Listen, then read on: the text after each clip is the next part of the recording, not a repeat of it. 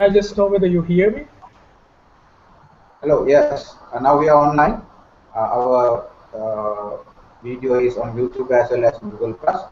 So welcome to the session. This is the second international online dialogue on role of professionals in under Maithripala government of Sri Lanka. Actually, we did a very interesting and very successful session just before the election on 6th about the election between Maithripala Sirisena and Mahinda Rajapaksa. So as a part of that, we thought of following up after the election and also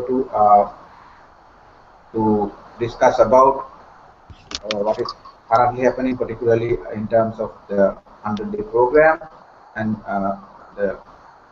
about the new government as well as future of Sri Lanka in general, because we have all of you are Sri Lankans living in different countries. Now, even though we are going to discuss about a political topic, we want to keep this as a very professional discussion.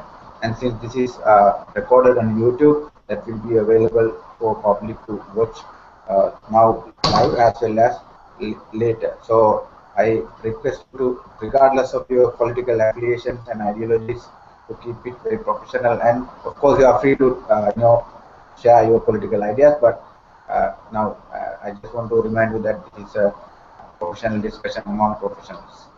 Okay, so I like you to introduce yourself.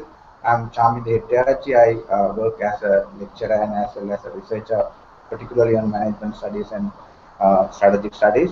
Now, I have been involved in different forums, political and non-political, but main motivation is actually to network people, Sri Lankan professionals from different countries with different background, to share their ideas and experience on Sri Lankan political situation. Now, I thought something on that because now we have a lot of forums where politicians or leaders talk about their opinions to the people. Now that is how what is happening mainly in these television programs and other forum. So, but this is a very different forum because we want to share our ideas as equals. So it is not about somebody is giving a lecture or somebody is some leader or some politician talking to followers, but we as professionals from different background, we want to share our ideas, and maybe that can be useful for the politicians in the future by following this recorded video, or maybe even if you can write something on that. But I have actually planned to have some feedback to the policymakers later as a part of this, because we will be doing this as a series maybe at the end of 100 days again. So I like you to introduce. Maybe we can start with Priyanta Palapatula. Unmute mic and speak, please. You can talk about your background and what is your political interest, or what is your interest of joining the session. Yeah, thanks, Chaminda. My name is Priyanta Palapatwala. I am currently the Chief Executive Officer of George Stewart Optimize. And to tell you the truth, I had not got involved in a political discussion before, even though last time also I tried to connect.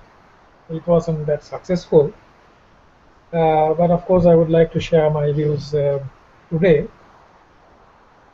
Um, so basically, that's it from my side. Okay, right. Ilavanchi, thank you. I'm Ilavanchi Kanahanayakam. I actually studied MBA in 2012 and 2014, that batch. Considering about politics, I don't have much idea actually. But I have some, as a minority of this country, I have some of more specific views that you might not have, because I have faced some of the issues that you didn't face. So I thought I can contribute in that aspect in this forum. Okay, thank you. So minority means Tamil or as a female participant, female participant. That's also minority. Yeah. Okay. Yeah. Yeah. Both minority. Yes. First of all, I consider it as a minority Tamil actually. Okay. But you are connected to Sri Lanka, but you don't live anymore here, right? Yes, actually.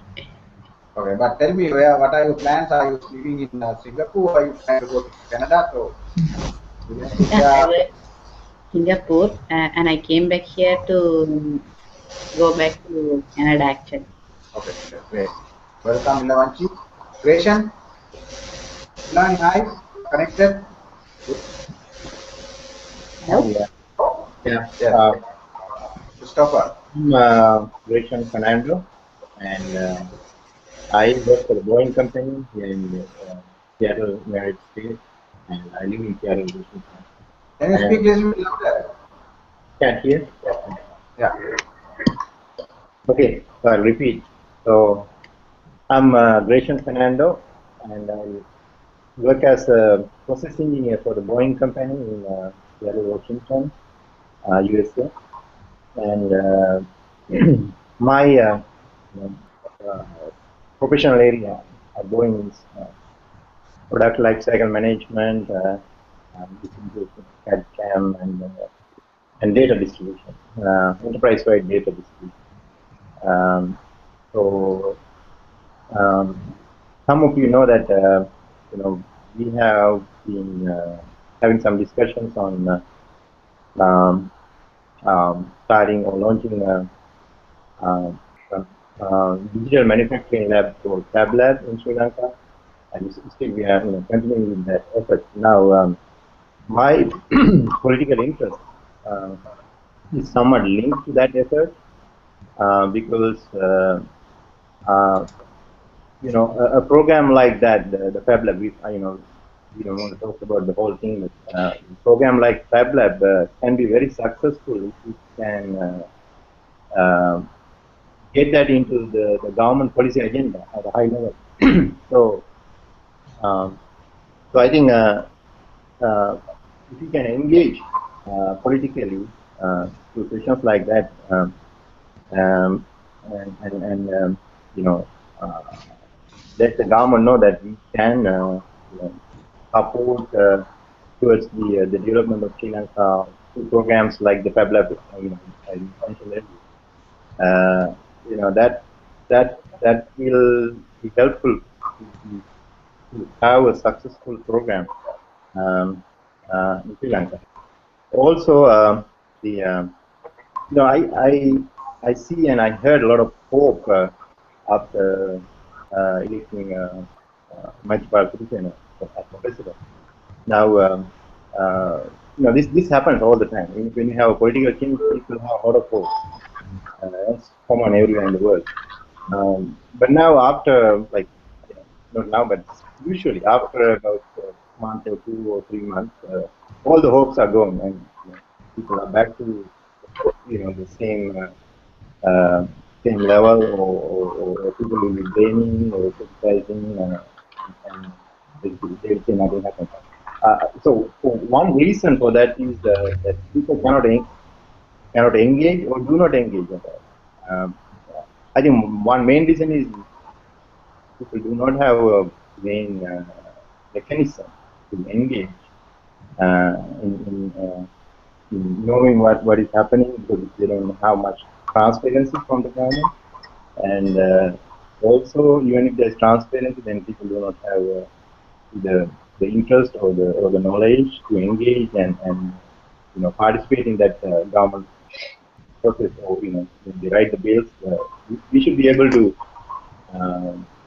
comment or share ideas on important bills that will come up. So the political engagement is very important. So that's why I'm joining from here. And now that political engagement can be enhanced with this digital age. One country is doing that successfully is Estonia, where they have people vote through internet in Estonia, and then when they write any bill in the parliament, people can comment on anything and they can see the bill online. So they have like a almost 100% e-government in Estonia. Plus, Estonia is a very highly developed country in terms of technology and information. Okay, we talk about the examples. I think Estonia is a very good example for the digital society. So thank you very much, Greshan. I know you are very enthusiastic to share your ideas, but we will go to the next circle, the next round. Okay, yeah. So yeah, on those lines. So those are my interests. Okay, thank you very much. So Dulani, Parakrama, the couple, would you like to introduce yourself from Germany? You have to unmute your mic. Yeah, now you can talk. Yes, can you hear me now? Yeah. Yeah, I'm Parakrama and my wife is Lani, and we both live in Germany more than 10 years now. So I'm working as an engineer here in Germany. We are living both in Stuttgart. Uh, in this discussion, particularly, I interested about the after the election. So what I would like is the change. So I expect that change. So that's why I am more enthusiastic about this discussion to share my knowledge and about the political situation and what I think and what that country should go in future and what I expect from Maithripala Sirisena and the team. That's why we are here. So we'll see how we Can we see also Dulani if she's around?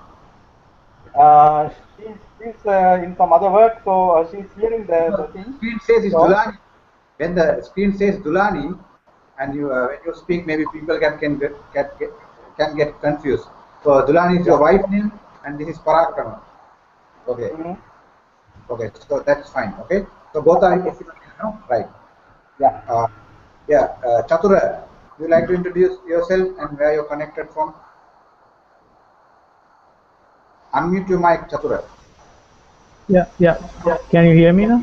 Yeah. Okay, I'm Chatura, and I'm working as a software engineer here, Colombo, for a multinational company. And what else? What is your political and I'm to join this? Yeah, currently I'm following the MBA and IT in University of Moratuwa, and my political is like I must say that in the past election, like I supported for the Maithripala Sirisena, not only for the vote, but I do campaign in social media and as well as some ground level leaflet campaigns. So I did contribute to his victory, and the reason is I believe in we need to move forward from the where we stuck after the war victory. So we really need to go forward. So that was the opportunity that we had to decide on whether we moving forward or not, or we will be in the same position that where we were in 2009. So my politics. Yeah. Hello. Okay. Yeah, that's fine. Yeah. Okay. We like to talk to Hamilkar. Yeah. Can you speak? Hi. Yeah, go ahead. Yeah, sure. Anyway, first of all, could you hear me clearly, ladies and gentlemen? Yeah, I'm yeah, not very sure about. All right. I was introduced to this hangout by Chatura Vellage. He's a close friend of mine, and we got involved together in certain social media campaigns we had to do for. I mean, we were voluntarily doing for current President Maithripala Sirisena. And actually, I'm not a very big fan of former President Mahinda Rajapaksa. I have never been a fan of him, and the way I see for the country to move forward is that I strongly believe that education is key to any kind of development, forward, and I hope that since now they have increased the funds allocations for education from the recent budget, that we will all be able to kind of at least have some hopes that this country, over the next few years' time, this country will be a place where educated and well-behaved people are placed at the right places to develop the country to be a livable place, a better and more livable place. And I have no much idea about what is going on here, because I was invited to this hangout at the very last minute by my friend Chatru Vellage. So I'm eagerly waiting to hear you, sir. Okay, thank you Thank very you so much. much. Amrita, yeah, thank you. Now, maybe Buddhika from Georgia Tech, would you like to introduce yourself and contribute where you like to join? Hi, I'm Buddhika. At this moment, I'm working in Georgia Tech as a research engineer in Atlanta. I was in Singapore for 5 years for my PhD, and I have a habit of following Sri Lankan political situation basically every day. I used to read newspapers and follow the basically channel news. And also, when I was in Singapore and USA, I used to follow their elections as well. So, as an independent viewer, I would like to contribute some thoughts in this discussion. Okay, thank you very much. So we have Arshad from Middle East. Arshad, can you unmute your mic and speak? Arshad? I think Arshad has connection problems, even though his profile appears there. I think he is not connected. Anyway, so now actually we had interest from people from Japan, New Zealand, more people from Sri Lanka and few other countries. Now, as you know, there are connectivity issues, and as well as maybe timing and other technical issues. So anyway, we have enough people, and I'm sure people will also watch. Even the last one we had on 6th of January, I think it's watched around 400 times. So this is 1.5 hours, like 2 hours session. So that kind of viewership is really good compared to other videos I have posted. So now, first of all, I want to anybody can answer, but we will try to go along the queue. But you are free. You can, if you don't want to answer, you can pass. If you want to, get the priority, please speak. Arshad, are you back here? So Arshad, can you speak and introduce yourself with your interest in the political situation in Sri Lanka? Hello, Chaminda. Can you hear me? Yeah. We can hear and see you. Yeah, thank you very much for arranging this kind of program. So let me give a quick introduction to you. Probably we met a couple of years ago, and to the other fellow Sri Lankans. So good evening, gentlemen. My name is Arshad, first name. So I'm a graduate from University of Peradeniya. And now I'm working in Dubai for the last 7 years. I have an MBA from Edinburgh Business School. I did it part-time here. My work is streamed into project and program management. So there is more towards what's going on and what is carried out by Maithripala Siresena's government. Yeah, what I see as a program. So what is my involvement in the politics? As you know, I'm coming from actually originally from Kalmone, where Maithripala Sirisena got almost 95% of his votes. I think that was one of the record in the country where unanimously highest percentage of any president got. So I think that can be a perfect introduction. Being a minority and being away from this country for many years, So I'm much interested to know what's going on there and what we can do back to our society and back to our country on top of it.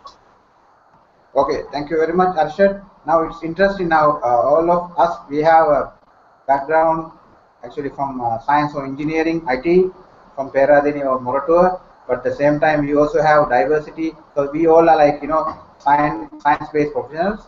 But also we have diversity in terms of where you are based. We have people from United States, UAE, Germany, Sri Lanka, maybe partly also Singapore.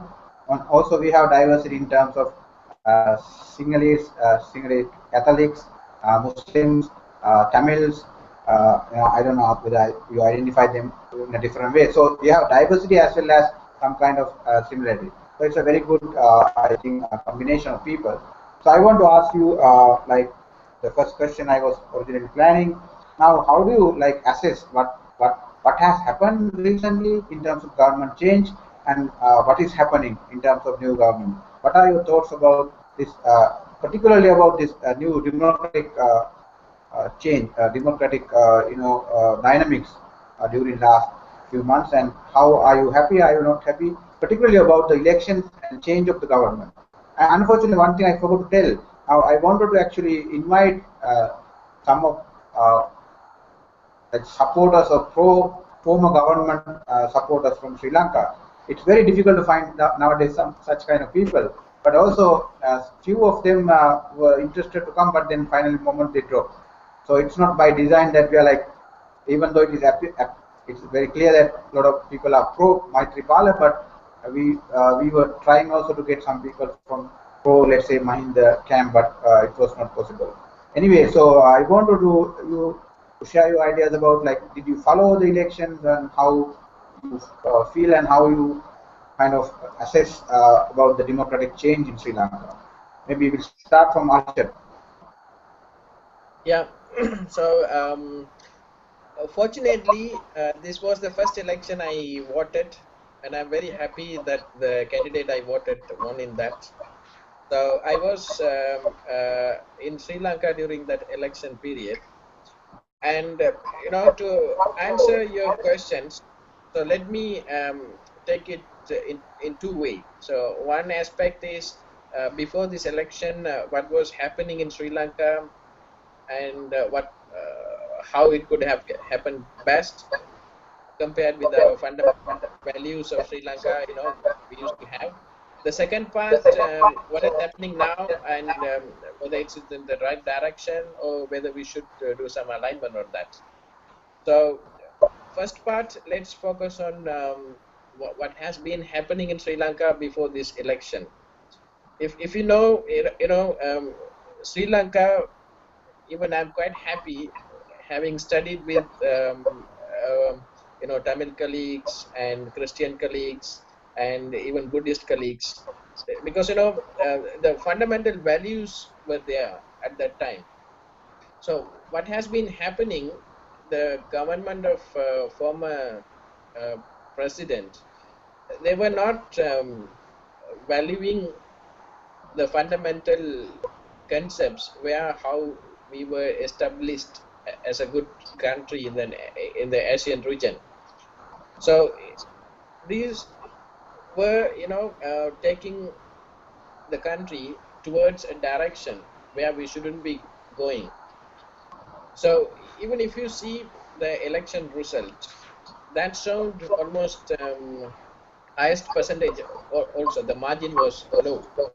So what I would say, they were playing with the money of our citizens. Just to take a small example. Now, if they have purchased a couple of Lamborghinis and Ferraris, that one expense or one transaction could help a village in Sri Lanka. I have seen in many news programs where people even having a lot of difficulty just to access the basic need of water. So people living under, their homes are not well built when you compare even other part of Sri Lanka, like in east. So first thing, we should have helped those people to go to the next level of their basic living. So they were doing a false marketing outside. Yeah, they were doing a good thing to the country, and they were building biggest infrastructures. But whereas they still forgot where they should be spending that money to. So they failed in that, and they failed to value the Sri Lanka's basic values like the communal relationships and other communities, harmony. Instead of that, they were working on a totally opposite direction. Now, taking another example, this Maithripala Sirisena, how they brought and who they brought and who institutionalized of this organization and for what purpose and under which framework they were working on, and was there any proper plan, proper vision and mission did this organization have? So there are many questions still unanswered, but how people responded is to send them back to home. Now, without talking much, I think you all know about that, but those views were from my point of view. He was beaten actually. Yeah, that was the perfect result where minorities gave them You are, you are, you are suggesting that the former government couldn't get the priorities right. They were focusing more on showing outside about the prosperity and as part of miracle of Asia. However, as you are saying, people out of maybe Colombo, particular among minorities, the priorities were different. So yeah, exactly. So Buddhika, you want to share, but you don't have to answer this question. You can also pass if you are not really interested. You can go to the next one, but you are free to share your ideas briefly. Buddhika? Yeah, I will focus on the pre-election. So during that time, the election campaign was really ugly. So we can see that they use a lot of cutouts and they pasted everything everywhere. So it's kind of a very ugly situation. And even they didn't allow the other party to freely do their campaign. And even but you were not. focus. Sorry. You are not here. How do you know? You are not in Sri Lanka when the campaign was going. Okay. Yeah, I was watching all the news, Right. from the all news channels, and also when I read all the newspapers, I mean all single newspapers has one political column, so it looks like everything is same. It looks like somebody is writing this. One person is writing for the all newspapers. It's really ugly thing because I have noted 6-7 months before different newspapers has different political views, right? After a while, like just before, like let's say 2 months before, so everything is same. So that means they somehow manipulated that right the input, not the information rights of the people. So I believe these are really ugly things. And also, if you compare this situation with the other countries like Singapore or even USA, you can't see this kind of ugly campaign. So I think they mishandle all the government fundings. So I'm really against these kind of things. So I hope later on we can discuss after the political after the election situation. Okay, thank you very much. So you are suggesting that it was not a really democratic election, democratic campaign. There's imbalance, or there's like not a fair level playing field in terms of competition campaign. Yeah. Yes. So thank you very much, Buddhika. Next, who is next? Chamilka. Unmute my mic and share your ideas about the campaign, about the government change. Yeah, about the campaign, I have the feeling that it is, I'm just 29 years old, so a lot of time I hear stories about how they handle election campaigns back in 80s or 70s for that matter. But from what I have seen, I could kind of memorize how the elections went on for, say, from late like early 90s to now, and I could say this is the first campaign I have seen where state media is used exclusively for the former president Mahinda Rajapaksa, because there was no any news about even if you note it that at the very first day, if I'm not mistaken, the date is 21st November, when Mr. Maithripala Sirisena, crossed over to the opposition and announced that he's going to be the common candidate. It was not covered by a single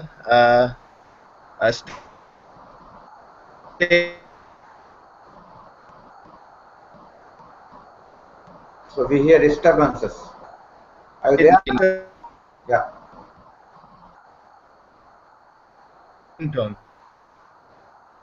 So but luckily, now we managed to send Mr. Mahinda Rajapaksa home, and I'm so happy about it, because I was telling Chatura and all my friends that I had no plans to live in Sri Lanka if Mahinda wins the third term. I was telling everyone. I was actually, because it's not that it's not about the person, it's about the way he handled his resources and the way he approached Sri Lankans. Like he was kind of mistreating all of us, except maybe a few henchmen who used to work for him. But anyway, now sending him away alone, I don't believe that it will bring a good change. We have to work for it, and I see some good signs too, like they have now allocated more funds for education, they have allocated more funds for healthcare, and if I'm not mistaken, I saw a news article where some technical experts from the US, they are now in Sri Lanka to invest. I saw some pictures and heard some in the next round. So thank you very much. So you talk about your personal experience. Overall, like. Yes, go ahead. And but at the same time, I also see some bad signs too. Like yesterday these. Chaminda, we'll talk about the current situation in the next round. I just want to have your idea about the past. As I said earlier, I feel so happy that we managed to see a change. But I hope, I'm not. I'm not that much of a sort of pessimistic person, but we have to work a lot to have that change in future. That's all I had to say for the moment. Okay, good. Chatura, so you like now, along with Chamilka, you have also kind of campaign for the new government. So, like as younger guys, so what are the motivations of doing that, and why you campaign, and as Chamilka said, I also happy, and what were the risk of you campaigning online? Or were you not afraid, for example? Well, it's like this now. We could see the imbalance of the campaigning, the capacity of the campaigning of two candidates, like where Mr. Mahinda Rajapaksa is like, I want to say that his campaign is like more well organized, using the state media, all the resources, and not even that he given some of the vital parts of his campaign to some well-known event management companies, whereas Mr. Maithripala Sirisena campaigns were not so organized and not so powerful. But the beauty of it, like the most of younger generation, young people took voluntarily that responsible, and they were finally able to defeat those well-organized event management company and very organized campaign. And like from state media, the event management companies, and we have seen in ground level for the government, some of the beneficiaries, they were compelled to, they were insist to campaign for Mr. Mahinda Rajapaksa.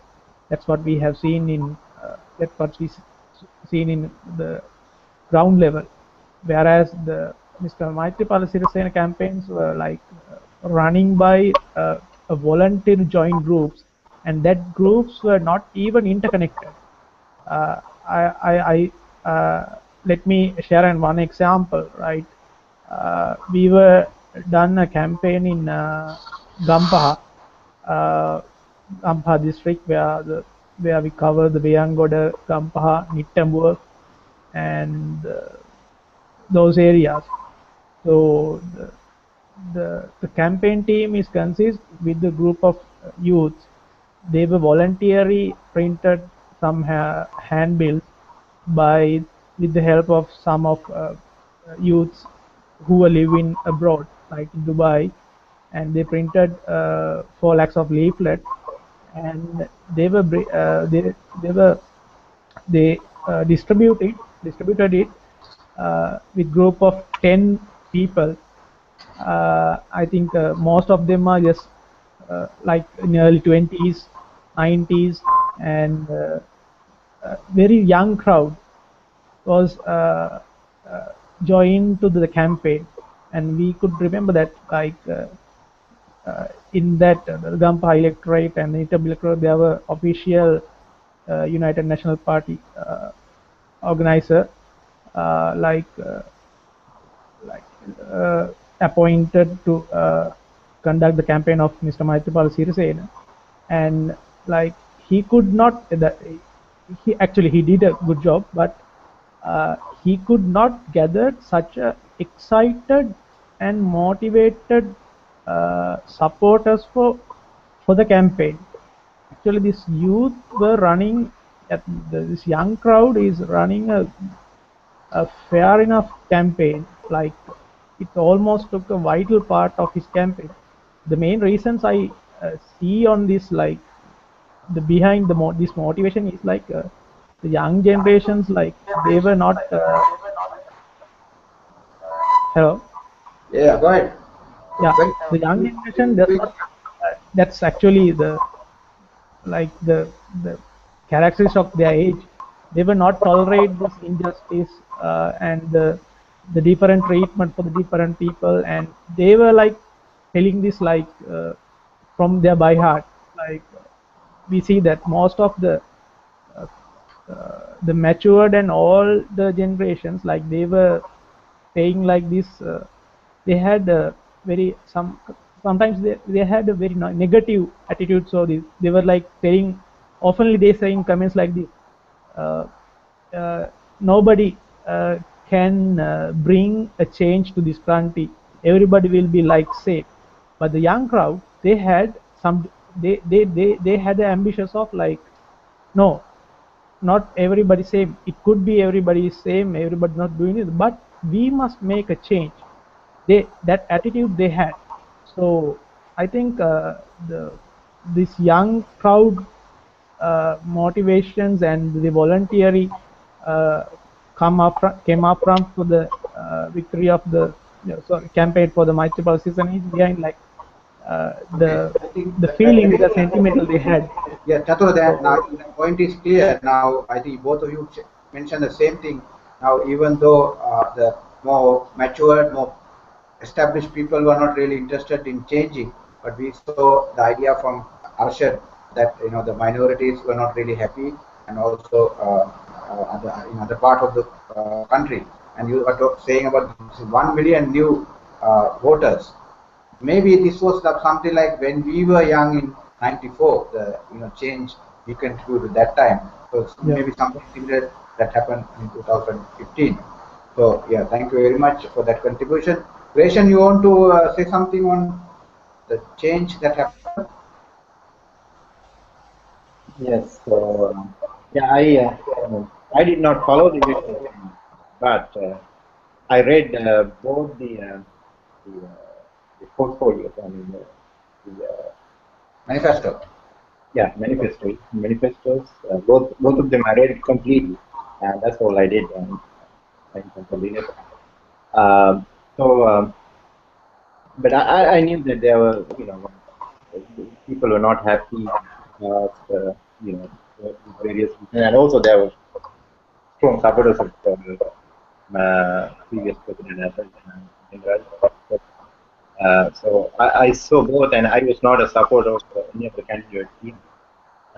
But once I read the two manifestos, the main thing I liked in the Maithripala manifesto was like constitutional reform and limiting the powers of the executive president.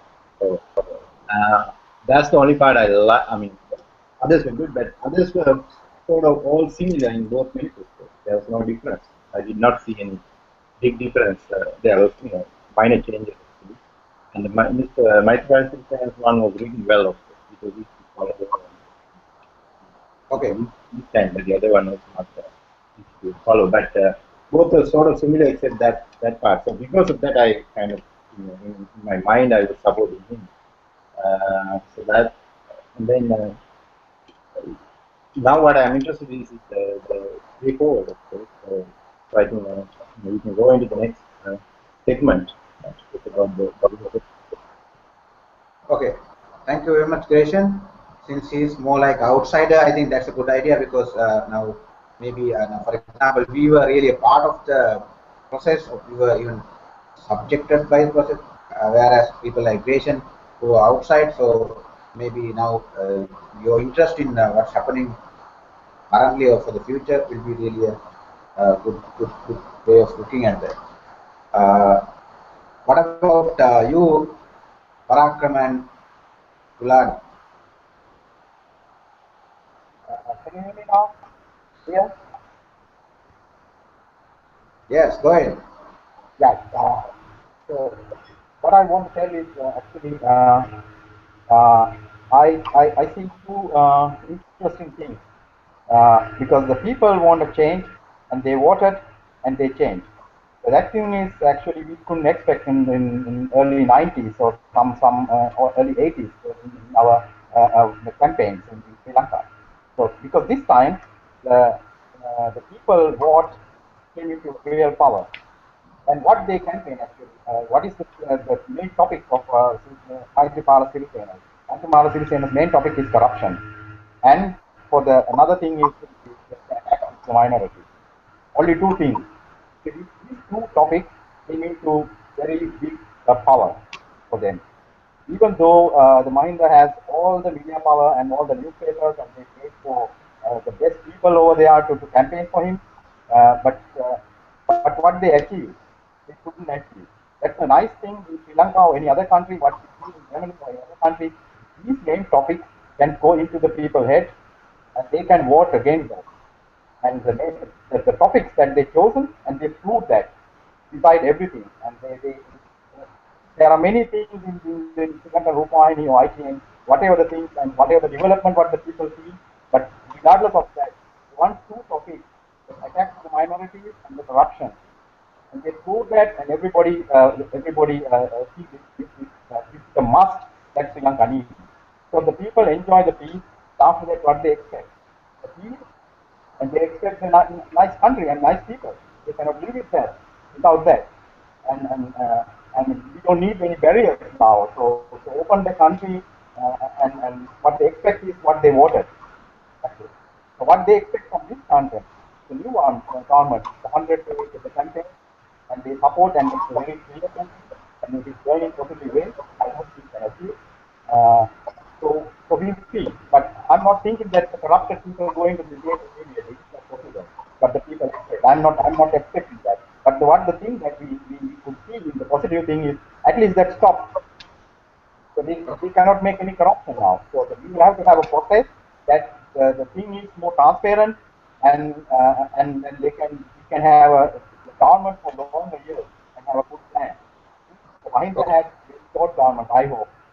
They have a positive things in development, but they have the bad things in management. Okay, Parakram, I think your point is really a like interesting discussion because even though there are a lot of parties in Maithripala's camp in terms of political ideology, economic development, even ethnic conflict, they have different opinion. But when it comes to corruption, I think that is a unifying factor among all the political parties. But we can see that also as a kind of a threat because maybe in months to come, that will be challenged because there are differences between different, let's say, the approach towards ethnic conflict or even economic. That's why I'm very happy that even one single topic can go into the people head and in the government that it could be because otherwise there are no democracy. So people can understand now at least they can have the knowledge to understand. Each other. Okay, yeah, we'll come to you again. Okay, Ilavanchi. So as a minority, as you said, I introduced. So how do you see this? Though I was actually unable to vote this time because I was in Singapore, I was actively looking into the election news because my whole family was in Sri Lanka, and they were curious about the election because we were disappointed after the war that they are still talking about war, and doing the developments only in the areas, Colombo or already developed areas like Colombo or Hambantota or Gold. But in Jaffna side or in the northern province side, even the war affected places, still if you visit there, you will feel how the places are affected and how the development has happened, because the development didn't happen properly because the funds are given through a major who is actually belongs to a majority person, and he is not, what I heard from the people is he is not providing the funds that is actually allocated to those provinces. So somehow there's corruption and there are a lot of issues, and the funding even is not provided to the people or to the development of those places. So those people are disappointed with the current, those during the election time, with the current government, and they really wanted to change it because they need change, because they expect a change from Maithripala because of the election campaigns. He has shown some good signs than the previous one. So with the hope of at least there will be some positive changes from him, and the minority actually wanted to support him. That's what I also heard from many of my friends and others. And after the election also, I can see that whatever the predictions of ours are somehow going to be true. I don't know whether it's going to be everlasting or whether it's going to be in the way that we are expecting, but there are positive signs than the previous stage. So we are happy at this stage about the current progress. Okay, thank you, Ilavanchi. Thank you very much. Now you raised two important issues. Now, one thing is again, like in Muslim situation, the priorities for Tamils, is it really development or is it really recognition of the problems they face? So that is one thing. Both, actually. You talk about development also, like unequal development in north compared to south. But then voting, I think TNA, I think MP mentioned about this, saying that it was not really pro Maithripala because he has not promised anything to, let's say, for Tamil, so there's no agreement between TNA and more like anti Mahinda vote. Because there was now even actually Mahinda mentioned this in a Jaffna campaign. Vote for non-devil and don't vote for unknown angel. But I think even that time I said that is not going to work because they will anyway vote for unknown angel because the non-devil was so dangerous for them actually. So that is why I think that didn't work out. So thank you very much for that contribution, Ravanchi. So Priyanta, your ideas on campaign, your ideas on change in the government. So how do you see what happened? Are you happy or not happy? Well, to tell you the truth, I was until the very last moment I was undecided. Okay. Whom to vote for, because I also had a very high regard to the former president for, of course, eliminating the terrorism that was existing at that time. And, it was kind of a relief for all of us, in the sense, for example, we were also in a way victimized, when I was those days. Now of course I'm settled back in Sri Lanka. But those days I was working in Dubai, and I remember, I was always instructing my family, never to take buses, always go in the car, various things. But there was a lot of fear psychosis was there. So when that was removed, I mean, of course, I had a very high regard for the president for that. But of course, I admit that after the war, it wasn't handled well. The post-war scenario was not at all handled well, especially the reconciliation process. So the plus was that okay, there was a very good team effort in defeating terrorism. That of course post-war, it was fought saying that this is a terrorist problem, not a problem between Sinhalese and Tamil. But that was not demonstrated from the actions they took subsequently, because there was Sinhala Buddhist Chauvinism giving place to that. It was really getting out of hand, and then you know. There was, those were the problems that came up subsequently. So there were those are the negatives, and also the international relations were very poor. They were always confronting rather than taking a good and diplomatic approach.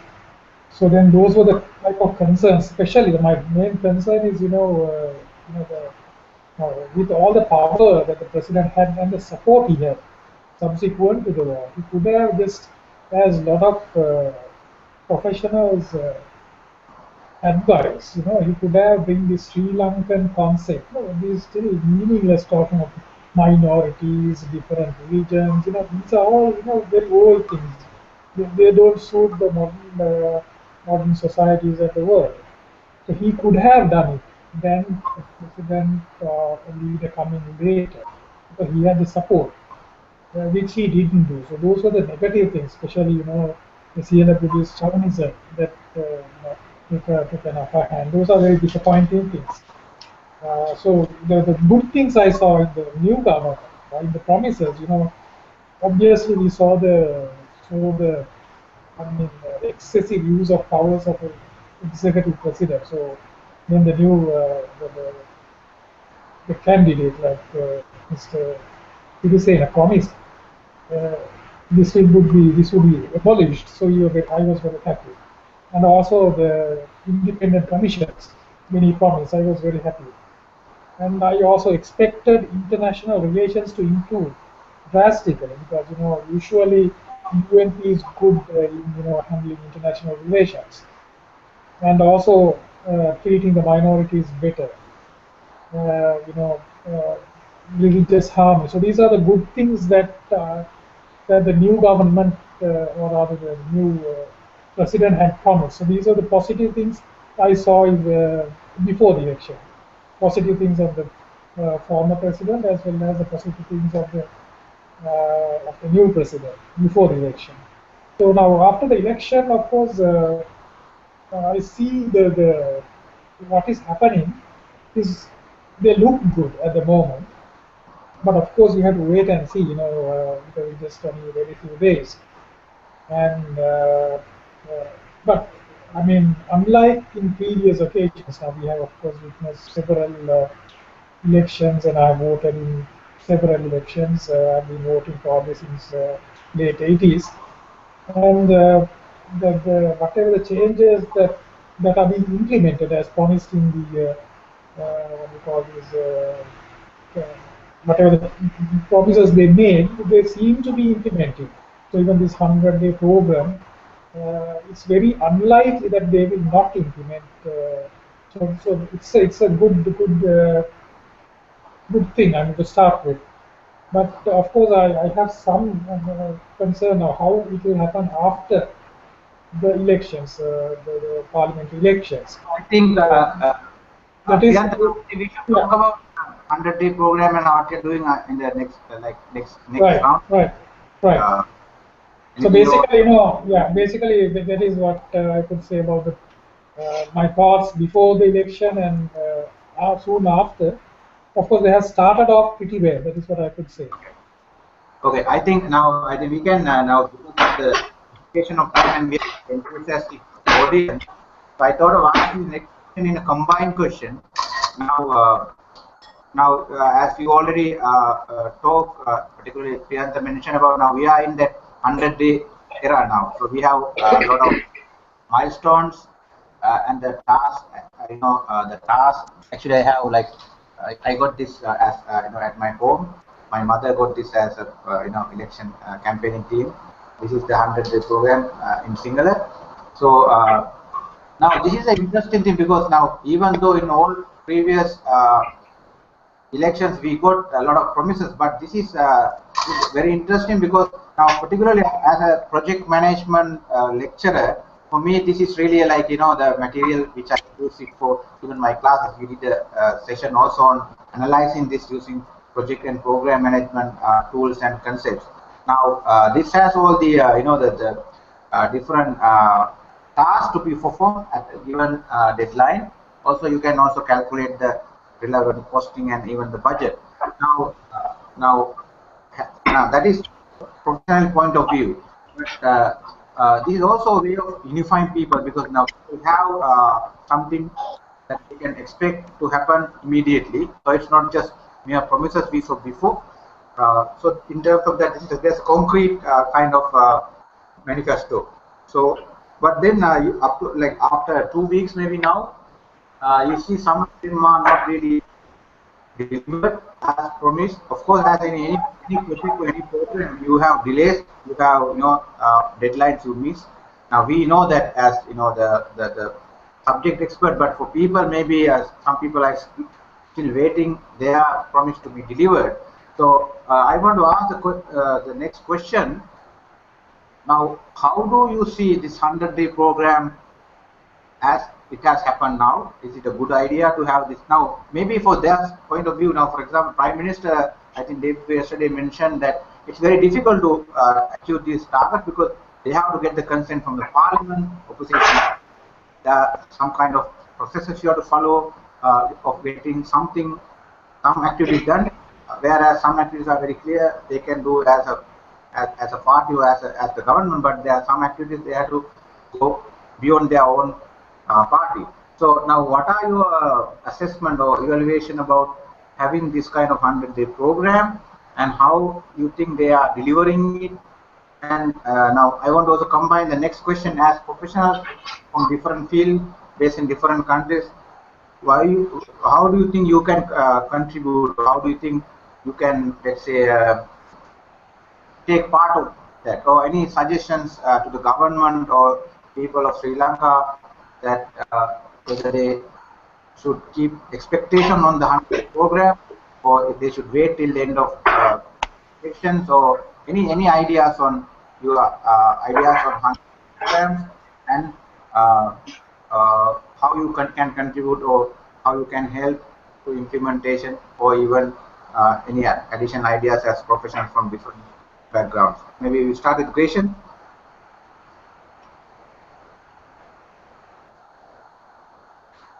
Yeah.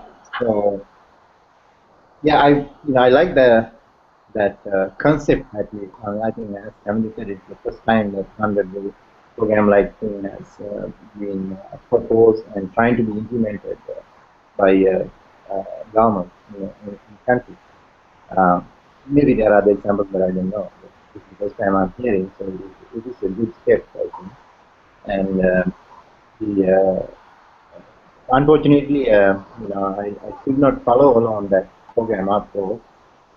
So I would like to hear the progress later on. But what I can think is like, is there a way to directly engage and comment on that program?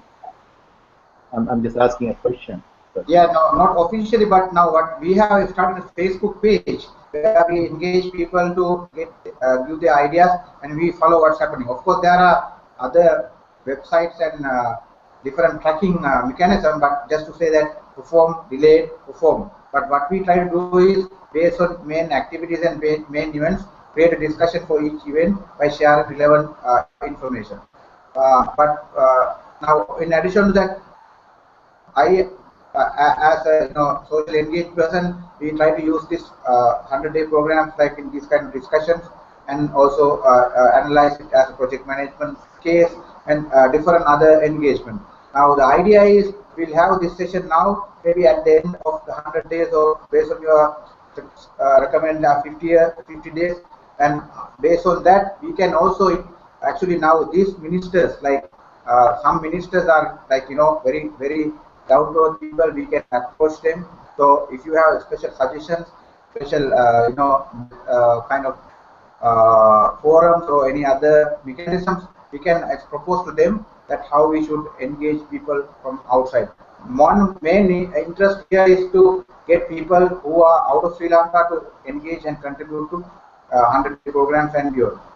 Yeah, so yeah, I would like to. I mean, I see the website 100 days that also has been considered like in that page. So I'll look into that.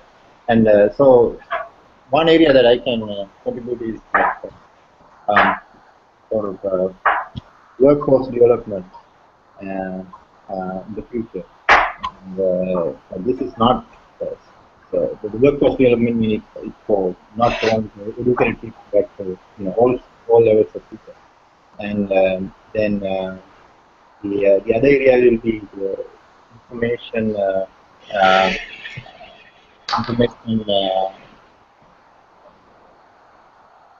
in other words, how we can divide how we can eliminate or reduce the digital divide that we have in the country. So that may be another area that I and other people can contribute. And then the other area will be in terms of energy in Sri Lanka, and also improving the environmental conditions like the air quality. What are the good steps that we can take in the future? So I do have good ideas in that direction. And I saw some good signs in the manifesto as well. So I will be able to see whether they will implement. So there are a lot of ways that we can engage, and that's one of the good things that in the past we could not engage. So just win, and then you create a lot of hope, and then everything will collapse after some time. And so if it changes this time, that will be a good step, and then I'll be looking forward to engage and then write my ideas in the website. So that's what I can. And I exactly don't know what is there in the 100-day program, so I don't know how to comment on that. What I can see is at a high level, I think it's a good program. That's what I heard from background from different people living here. Some people do follow the program very clearly. So I heard from them some good things, and it's been progress with always there are any program will have obstacles, of course. It's not a smooth path in doing anything, especially like a 100-day program for a country. It's not an easy task. That we all should agree. So everything that is in the program will not be satisfied. That's will not be met. In other words, anybody who knows about project management knows that you cannot keep up with all the tasks, but the objective is to keep up with all the tasks and meet the deadline. But there are delays, and sometimes there are certain major obstacles on the way when you implement something. So that is understandable, but what we need to see is the approach and the effort that they are taking, and then how we can avoid the obstacles if there are any. And I'll be looking forward to participating and contributing to that. Okay, what do you think? Yeah, thank you.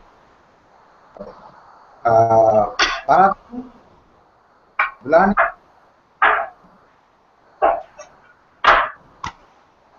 Can you hear me?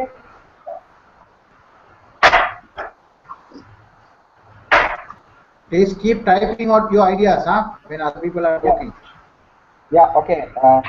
So what I think is the 100-day program is too short. There are things that you cannot do within 100 days. So, but anyway, they started, but it takes time. So what I expect is it is good. There are some parts that I really want is commission and all the information, the transparency of information, and also is all party. There's an echo coming. So please, you can come close to the mic and speak. Otherwise, there's a echo. Okay. Yeah. Is that better? I think so.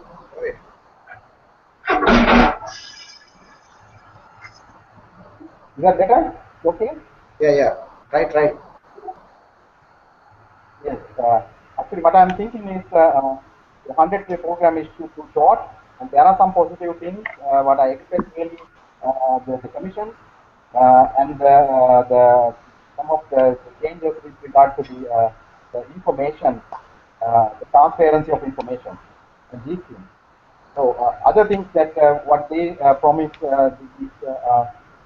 reduce some of the commodity, the price of some of the commodities is the part of that their campaign for the next general election, I think. So there are things that we can do in 100 days, but it's very short period. So we did some positive things. So with that and how they work on and how efficient is that, that the people can decide. Yes, okay, then we can vote for them for the next general election. And I don't think that they will disregard this 100-day program. They will do somehow. They will do because they want to do that. They have the courage. They have the motivation to do that because they do that for the general election. So then we can have the big hope. The people can have a big hope. Okay, so we can vote for them for next year. There are positive commissions. So if these commissions will keep the next government for many years, I think that if this works, so that's the positive part. That's what I think. So that's all in my comment. Do you want to talk about how you like to contribute, how you want to connect, engage in the programs or even after? Any ideas? So my idea is my idea is one thing that lacks in the 100-day program for in future is the information, how the people can get the information, the right information, that is the transparent, and also the process, the clear process, how to eliminate or minimize at least the corruption. So in the British government, in early days, we got the things like the tender procedures and how these tender procedures will work on and how these tender procedures will go to the technical committee and technical committee to approve and these to spend. And then the people can know, okay, there's a process, the cost is this, then there's a class process to get the other countries or what is the price, and these things should coming into the field. And it's my idea. So then maybe can and look at, okay, what is the price they want, and what is the cost that they want to pay, what is the road of it, and then we can the general on the cost and then more transparent way. So that actually is the part of the information process. So I don't know how they want to implement that. Actually, it is very useful to them because it's a web program. So the project cost is there and how the cost is the whole money is invested and how the whole money is used. Okay. Thank you, Pandrava. So, Priyanta, you want to say your ideas about how you see the progress of 100-day programs and how you like to contribute or how you want other people to contribute? Yeah, basically, nothing much to comment. Well, this 100-day program, I think it's a bit too ambitious. But then again, confidence is built only if they, implement it soon after the presidential election. That may be the reason why they want to implement this in such a hurry. It's so we have to wait and see whether they will. Of course, they will, as some of the participants already mentioned. I also believe that they will somehow or other implement this. So that's, Okay. I'm waiting to see what's happening. Okay, good. But you already get some, petrol, for example. So Yeah, of course. That's really. So now I have already shared the Facebook page, as well as Chatura has shared 100days.lk, that is kind of tracking website. So please look at them and see how 100-day program is going on.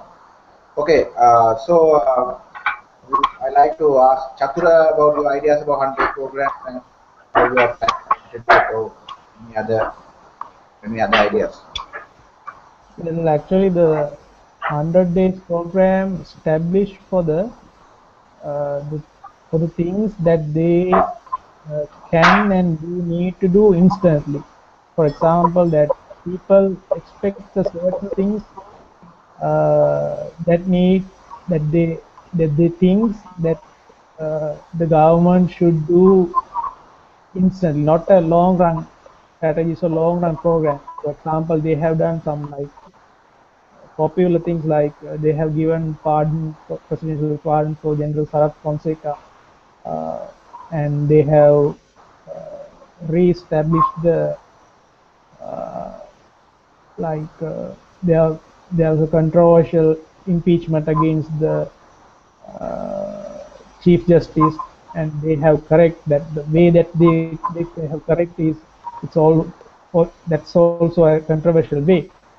But they have taken and they bring an interim budget, and they have provided some quick relief to the public, who especially the people who live and that aim people who living in urban and middle class, the middle class and the lower middle class people. And I think they are doing quite well within this 100 days. They're taking the steps that they can take, taking the measures that they can quickly do, and they were addressing it in correct priority. And another step is like the education minister took a step like in previous government they were giving colonel ranks to the school principals. Most of accusers like it's militarization of schools, and now they take down that decision and they abolish all colonel ranks given to the school principal. So now, so what we can see is now they are taking almost all steps uh, that they think that will be helpful for the keep their popularity when next general election comes. And today, if you watch the state media, the Mr. President Maithripala Sirisena, the first media interview was held, and he said like hereafter he no more need to address like with respectful manner like His Excellency, and he don't need to address to this lady as well. So we can address him as like Mr. President. That's how we say. So my idea is about 100 days program is like they are doing the things that they can do. So we'll see what will happen in next few days. Like they have to do more, like bringing the constitutional amendments. So we'll see. Okay, thank you, Chatura. Chamilkar, you want to say like now how you plan to spend this 100 days? Are you going to campaign or defend them, or are you going to track them or actually analyze them? So what are your plans for 100 days? Yeah, actually, I see it as a well organized. I mean, it looks like it is well organized and lively. So it's a matter of time, for us to see whether they are really going into all these promises made. But at least the way I look at it is that all the promises they have written, at least in that 100 days, like it's clearly listed there in the website, and all these things are supported by all major parties supporting Maitri. Like for an example, these right to information bill and these they have this national drug policy to be adapted and several other things, and even JHU, the SLFP, like and UNP I have the feeling all these will come together and vote for these bills if they present them in Parliament. So I have no much doubt about it. But there's also a question that, for an example, the current health minister, Rajita Senaratne, is reported to have said that this national drug policy cannot be adopted in a market economy before some time. So now I don't know whether he will change his mind and vote for the bill. But there are some people, who will not agree with such policies. So we have to wait and see. Actually, it's too early to predict anything. And about the contributions we can make, I actually personally I don't think we can do much to push them to go forward with these proposals. But if something goes wrong, we can definitely engage or support any campaign to keep them on the track. It can be through social media or even on the ground. I will do what I can do, to keep them on the track. And let's wait and see. And thank you so Okay. much for the opportunity. Yeah, thank you, sir. I think that these are like good observations, because now you already mentioned now there's something that we can. They are written, they are in detail, and they are being, you know very very clear. But then you can, that they can change their mind. But at least these for people, what should happen, what is not happening. So we at least know we don't really have power to change them, but immediately. But we can at least see they promise this and didn't do it. So we have something on hand, written, to and at least criticize. Okay, who is making noises? I don't know. I have already almost muted everybody, but somebody has a lot of noises, background noises. Okay, Buddhiga, you can go ahead. Yes, yeah. So I believe like we can't do much on these 100-day programs. So we have to wait and see what they are going to do, because their main. Hello, hello. Yeah, you can go ahead. I muted my mic. Okay. You can go ahead. I see. Okay. So I believe we have to wait and see what they are going to do, because main promise is to reestablish all the independent uh, uh, committees or whatever the things they have mentioned. The other thing is, the good thing is they have reduced the commodity prices, and we have to see whether the normal people get the benefit, because it seems like now almost 1 week that they have reduced the petrol and diesel prices, but still the transportation cost hasn't been reduced. So then somebody has to keep an eye on these things. So I believe like we have to wait and see, as everybody mentioned here. Let me add something in terms of transportation. Now the most of taxi drivers has reduced their prices from 5 rupees. Like for 1 kilometer they were charging like 40 rupees. Now most of them are reducing it to the 35 rupees. So that's a good move. Yeah, but then again, interesting thing now. I think Chamal also mentioned. Now, one thing is the government can do in terms of making policies, but how that really affect to people is depending on other players, also private sector, then other regulated. Now, people can go to votes against some of those rules. Now, I think Chamal mentioned about market, how market and the policies interact in open economy, at least fast open economic society. So maybe not necessarily immediately all these policies will be translated to people as benefit, but then at least people know. I think this was actually asked by a minister. Now, what you do if they don't raise, they say if they don't reduce the prices of the taxi or something, and the minister said we can't do anything, but we can ask people to kind of question the taxi drivers. The same way, now this wage increasing in the salaries of the private sector. Government only suggested private sector to increase the salaries, but they can't implement it because it's the the responsibility or the right of the employer to to improve, increase the salary or not. So you see all this distortion, but then at least we know that government is trying to push some of this benefit to the real beneficiaries. Okay, Arshad, our last. Chaminda, first, let me add something about this change. Here, we need to apply the change management concept. The moment, actually, what is happening now, it is just the beginning of the change. So we cannot expect everything 100% to happen immediately. Just one of our, I think, Buddhika, he was talking about some changes it were not happening. So what we should appreciate, the change step already taken by the president, and it will go through the change process, and we have to be part of that change to get that implemented. So it will take quite some time to reach 100% perfection of that. Now, in an overall view, commenting on this 100-day program, how I see this 100-day program is a project to address immediate concerns of these people.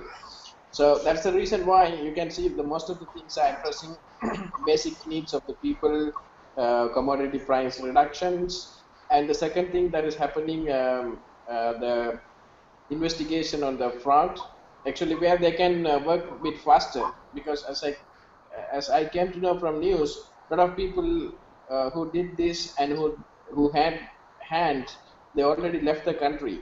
So that prosecution process has to happen faster. And the third, they are also trying to build a base, like abolishing executive presidency and setting up councils. So these all are going to be the foundation for the future good governance. So there's a huge program ahead. It all depends on the basic foundation of this one-day program. So if we are confident, because if you see at the end of this mini program, there's an election, general election. So what we should be concerned, after these guys reach that parliament election and get enough number of seats, what is the permanent way of governance we are going to have?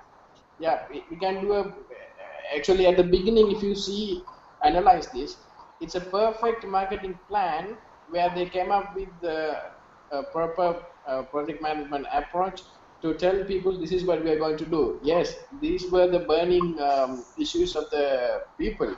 So it's a good thing they are going to address. So how they are going to utilize the benefits and the success they are going to harvest out of this is the question here.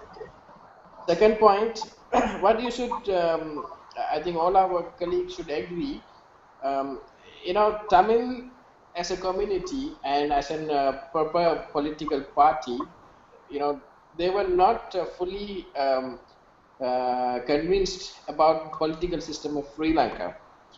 But now the good thing and the good sign is they have confidence in our political system, and they are trying to involve on a very constructive manner. Because of that, you saw the result. What they have also realized, even then they lost their fellow extremist group. They lost in the battle, but now they have that confidence. Yes, they can achieve things that they didn't expect that can happen this way. Now, even the Chief Justice appointment, even the governors, the way they requested has been accomplished. So in future, you will find our country is more united than how it was before.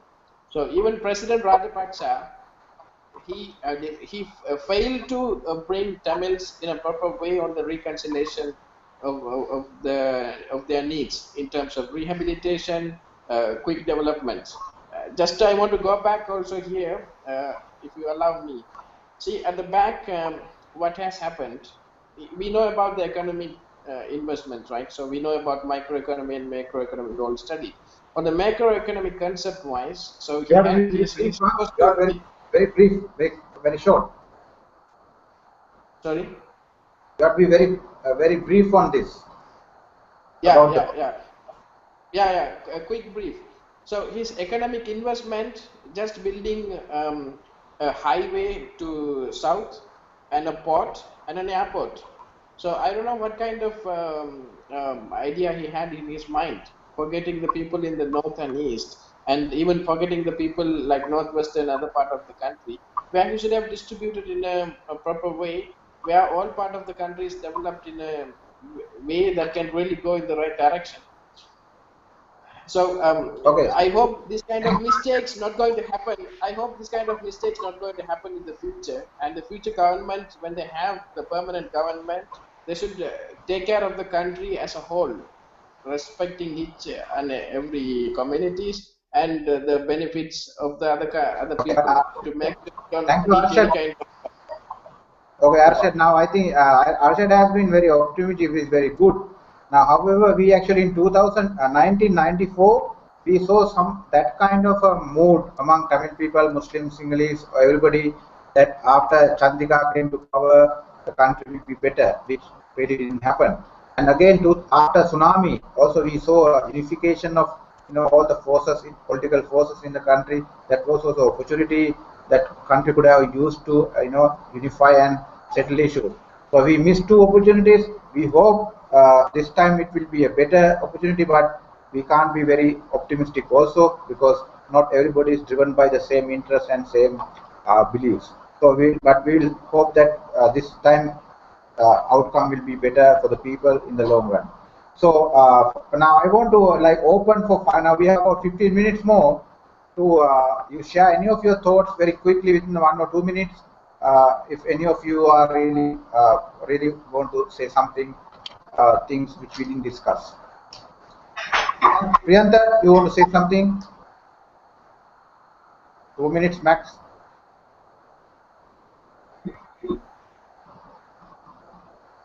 Later, I mean, once others comment, I'll comment. Okay. Parakrama, final comment, 2 minutes. Yeah, probably my comment is we have to wait and see what's next to happen. So we have a 100-day program, so we believe and everybody believing that they could come up with this, and I believe that they can come up with this, and then we'll see what is the case that the people want will come out. So the change that mostly people voted, that the two things that I mentioned before. The one thing is the corruption. The other thing is the ethnic problem. That means that the attacks on minorities. So this one immediately people need, that they voted and they need 100-day program somehow. They wait and see, okay, that has happened. So we can see that there's no any agitation on minorities. So that's a positive thing. And the corruption thing, so still everybody, even me, it's not. I'm not thinking that even this going into the corruption, the commission or the complaining on that, and will not happen anything. So there's no evidence. So the come up with the evidence, and there's no proper hurry on this to reveal. People is waiting, but no hurry. Nobody is hurrying on to do this. So I'm thinking, because they need the opposition. They need opposition power. The present UPSA, the ministers, or their power to success from the other part in Pakistan. So I think this corruption measure, or anything that we could expect after the general election. So we don't need to bother about that. Okay, thank you very much. Chatura? Yes. What was my idea is like these 100 days is much more better than what we had in previous, before January 8th. So actually speaking, like after these 100 days, this is my thought, like the two-party politics or the three-party politics will begin again anyway, that we cannot avoid. But there now the best thing is now we have an opportunity to push any kind of government. Like it doesn't matter which party is in power. We have opportunity to push through the social media or through any other media or the like.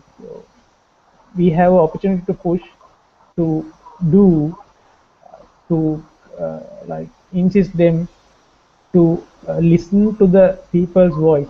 I think I'm sure that all the political parties, all interest groups uh, learn learn learn this from this election. So I'm pretty much convinced the way things are going, and I'm pretty much optimistic that the people will have more chance, and the, the authorities will listen to the people's opinion uh, with more care than the earlier. So that's my view.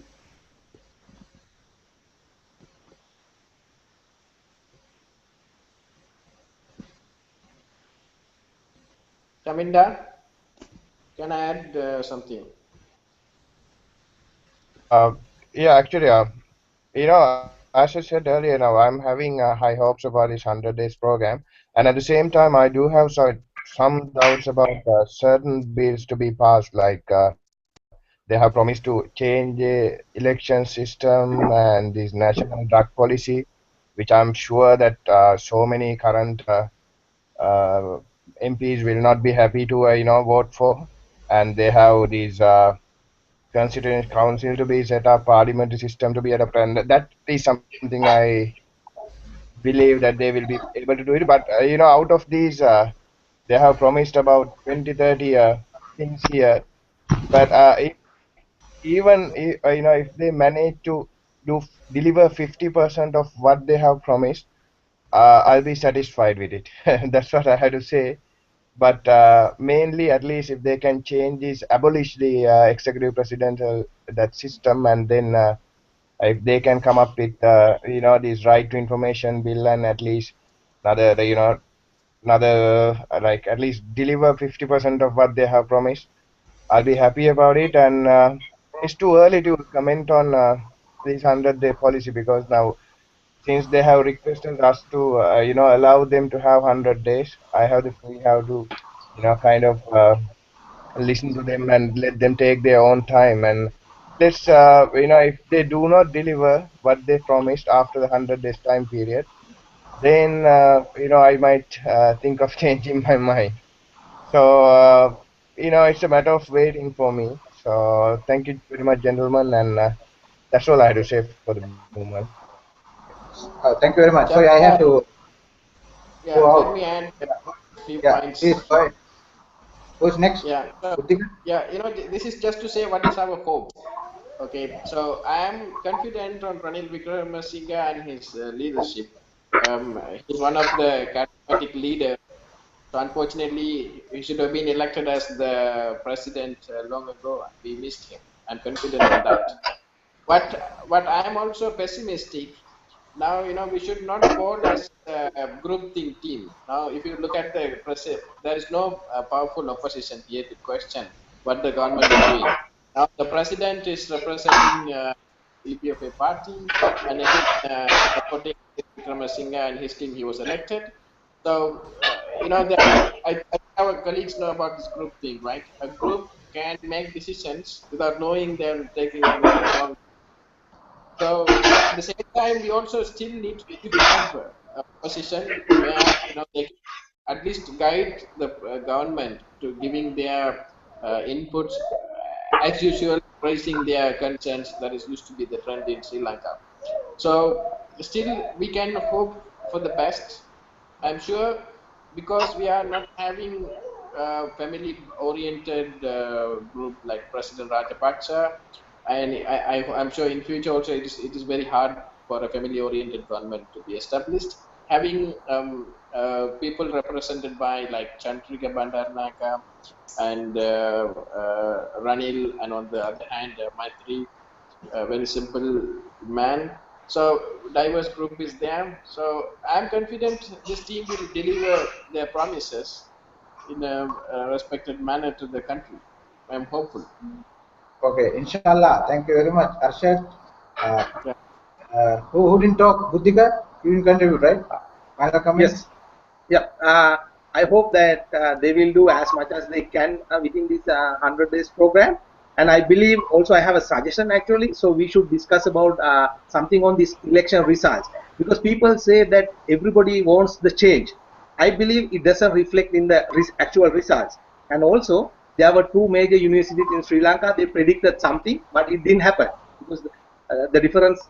I mean, they couldn't go I mean, results didn't go with their predictions. So even none of the Sri Lankan news media or anything were not able to predict the election results properly. So I believe in next program, at least for a while, for maybe initial part, we should discuss that what really reflect from this election result. Actually, everybody mentioned that there are almost 1 million of new votes, and where these votes have gone. Obviously, it's not entirely gone to the Maithripala Sirisena's campaign. So I believe like we should discuss these things little more on next session. So that's all from here. Thanks, Buddhika. But Greshan want to go, but maybe Greshan, you can very briefly repeat your ideas, and then you can closing after 5 minutes. Yes, yes. Thank you. So, yeah, I just sent a message too, but basically, I'd like to see,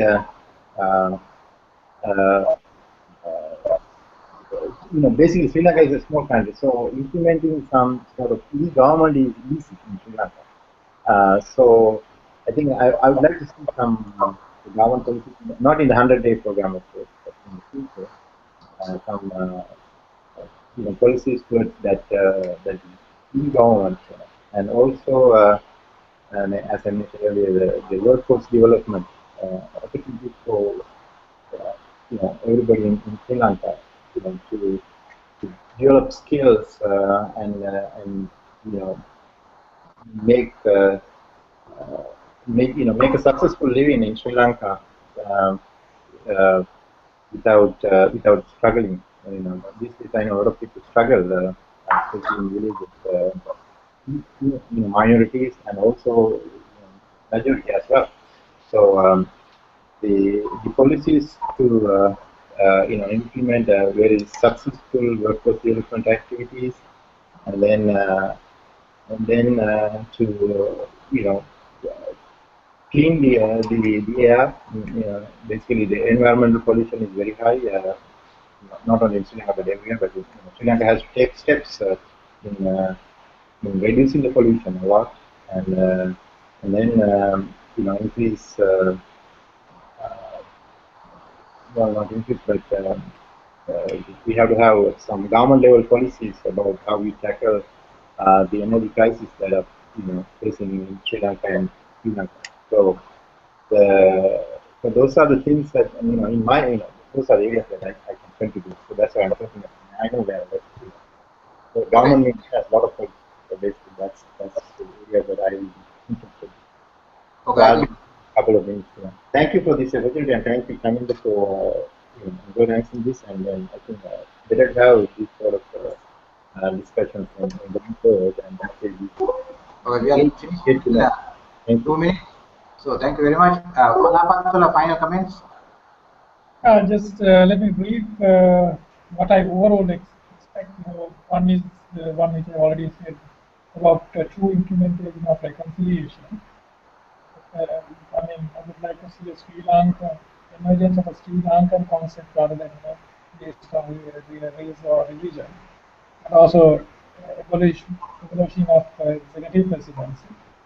And I'm also looking forward to the implementation of rule of law, the implementation of the independent commissions, and also I'm very much looking forward to the manufacturing-based economy that was promised, and hopefully to help young laborers also.